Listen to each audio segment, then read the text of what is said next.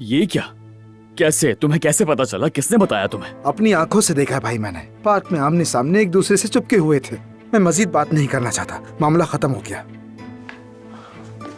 ओजान, रुको रुको, मुझे तफसील से बताओ क्या हुआ है। ओजान, इंतजार करो, मैं आ रहा हूं उमर, तुम्हें जलील और रुस्वा करने के लिए। मैं तुम्हें कहीं का नहीं छोड़ूंगा।